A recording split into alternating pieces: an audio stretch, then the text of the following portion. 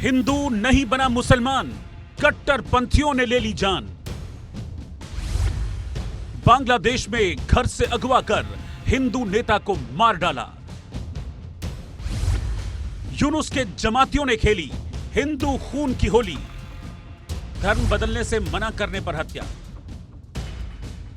बांग्लादेश में हिंदू नेता भावेश चंद्र राय की पत्नी शांतना के मुताबिक गुरुवार को करीब 4:30 बजे उनके पति को एक फोन आया था। फोन करने वाला सिर्फ ये जानना चाहता था कि भावेश घर पे हैं या नहीं। इसके करीब आधे घंटे बाद 2 बाइक पर सवार 4 लोग उनके घर आए और भावेश को जबरदस्ती उठाकर ले गए।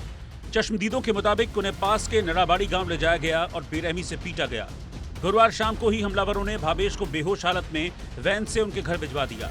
पहले उन्हें अस्पताल ले जाया गया, फिर दिनाजपुर मेडिकल कॉलेज भेजा गया, जहां डॉक्टरों ने उन्हें मृत घोषित कर दिया। सबसे हैरान करने वाली बात यह है कि भावेश चंद्र राय की हत्या इसलिए की गई क्योंकि उन्हें धर्म बदलने और इस्लाम कबूल करने को कहा गया, लेकिन उन्होंने इस्लाम कबूलने और धर्म बदलने से मना कर दिया। इसको लेकर अब मोहम्मद यूनुस की हर तरफ थू-थू हो रही है।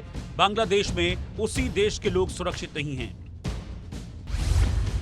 दुनिया को अब क्या मुंह दिखाएंगे यूनुस? हिंदू नेता की हत्या के बाद देश में लचर कानून व्यवस्था साबित हो चुकी है। यूनुस दुनिया को मुंह दिखाने लायक नहीं बचे। इस हत्या के बाद अमेरिकी दूतावास ने अपने कर्मचारियों के लिए सख्त नियम लागू किए। ढाका के राजनयिक क्षेत्र से बाहर गैर जरूरी यात्रा पर रोक लगा दी गई। अमेरिका की ओर से जारी चेतावनी में कहा गया है कि ढाका के बाहर अमेरिकी नागरिकों को आपातकालीन सहायता देने की क्षमता सीमित हो सकती है, क्योंकि वहां बुनियादी ढांचा कमजोर है और स्थानीय सरकार की आपात सेवाएं सीमित हैं। इस चेतावनी से आप समझ सकते हैं कि अब यूनुस की दुनिया में क्या इज्जत रह गई है। हिंदू नेता की हत्या पर भारत की कड़ी प्रतिक्रिया। हिंदू अल्पसंख्यक नेता भावेश चंद्र राय के अपहरण और हत्या मामले में भारत सरकार ने कड़ी प्रतिक्रिया दी।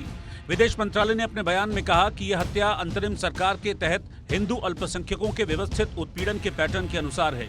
पिछली ऐसी घटनाओं के अपराधी दंड से बचकर घूम रहे हैं।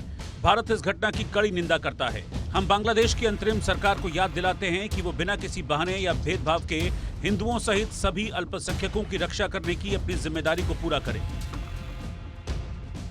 बांग्लादेश में पूजा उद्यापन परिषद की बीराल इकाई के उपाध्यक्ष हिंदू नेता भावेश राय की हत्या कर दी गई। इस हत्या का मामला अब बड़ा मुद्दा बन गया है।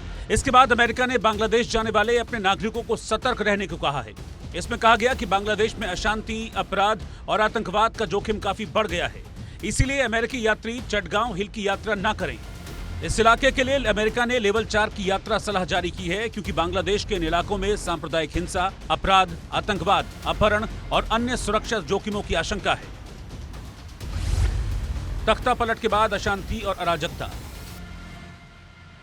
बांग्लादेश में हाल की अशांति अगस्त 2024 में शेख हसीना की अवामी लीग सरकार के पतन के बाद शुरू हुई।